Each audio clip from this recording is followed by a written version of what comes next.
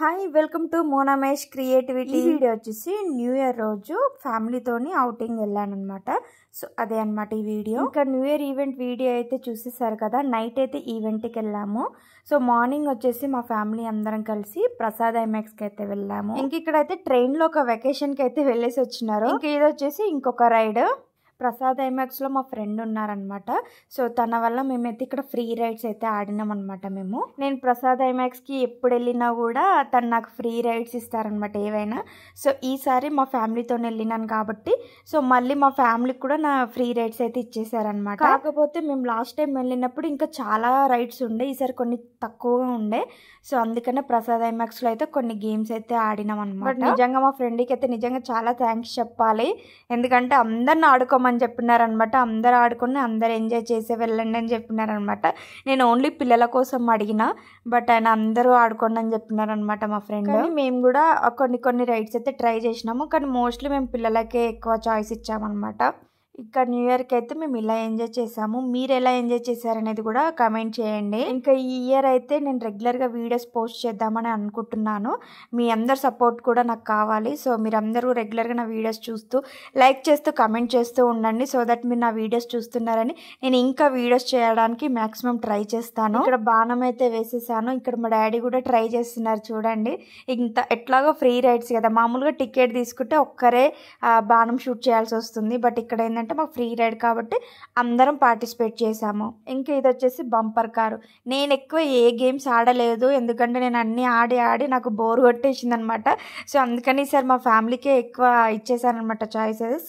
So ఇక్కడ bumper car కూడా ఇది ఆడుతున్నారనమాట మా వాళ్ళు. ఈ బంపర్ కార్ అయితే నేనైతే చాలా సార్లు ఆడినా, వండర్లా వెళ్ళినప్పుడు ఆడినా. ఇక్కడ ప్రసాద్ ఐమాక్స్కి వస్తే ఇక్కడ మా ఫ్రెండ్ ఎట్లాగో నాకు ఫ్రీగానే ఇచ్చేసారు కాబట్టి ఇక్కడ కూడా నేను చాలా సార్లు ఆడినా అనమాట.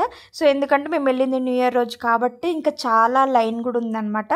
సో అందుకని ఇంకా నా వల్ల వేరే వాళ్ళు అయినా వెళ్తారు కదా అని చెప్పేసి వాళ్ళకి ఛాయిస్ ఇచ్చాను అనమాట నేను. ఇంకా నాకు మెయిన్గా వీళ్ళని ఎక్కువ ఎంజాయ్ చేయించాలని చెప్పేసి ఉండే నాకు.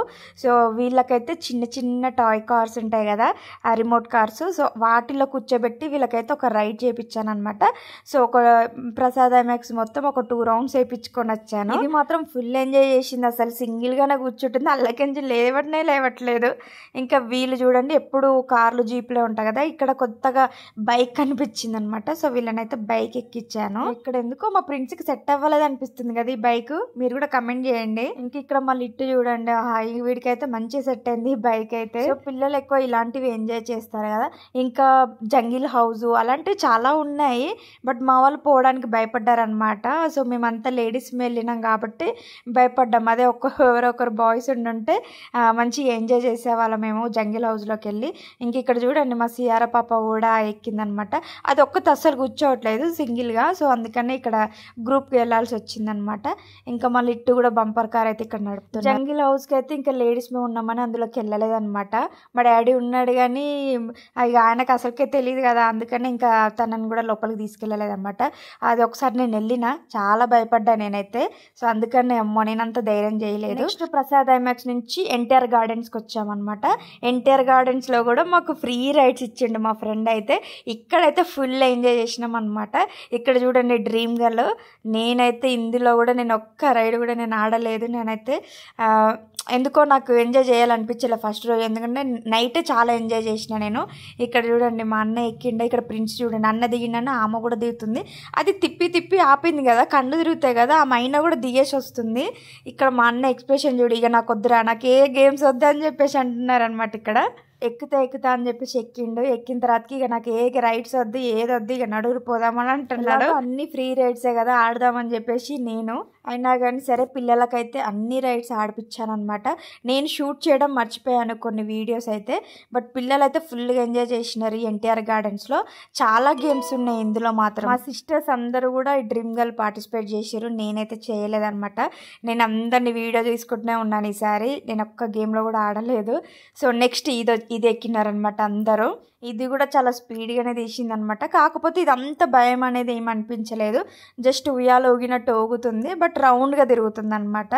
సో ఇది కూడా ఒక థ్రిల్లింగ్ గేమ్ లాగే ఉండే రైడ్. అంటే ఇది ఎన్టీఆర్ గార్డెన్స్లో ఎగ్జిబిషన్ లాగా పెట్టారనమాట. ఇది ఎప్పుడు ఉంటుంది, ఎవ్రీడే.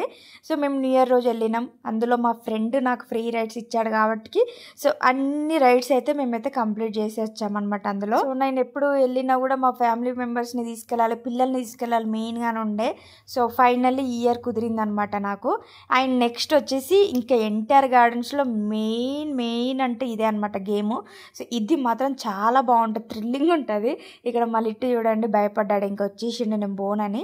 సో ఆల్రెడీ ప్రిన్సి కూర్చుంది, ఇప్పుడు మా చిన్నగాడు కూర్చుంటుండు.